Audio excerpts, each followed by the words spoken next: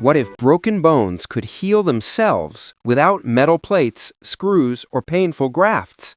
In France, scientists have created a remarkable new material that might make that a reality.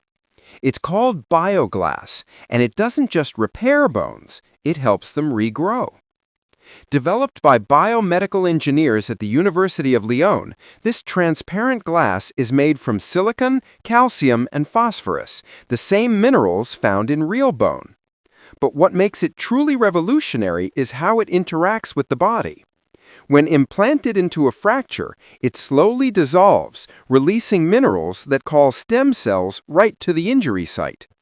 Those stem cells transform into osteoblasts, the body's natural bone-building cells. Within weeks, new bone tissue begins to form, restoring strength and structure far faster than traditional healing. And once the job is done, the glass completely disappears, leaving behind nothing but healthy, natural bone. The bioglass is also antibacterial, preventing post-surgery infections. And because it's transparent, doctors can actually watch the healing process through imaging, something never possible before.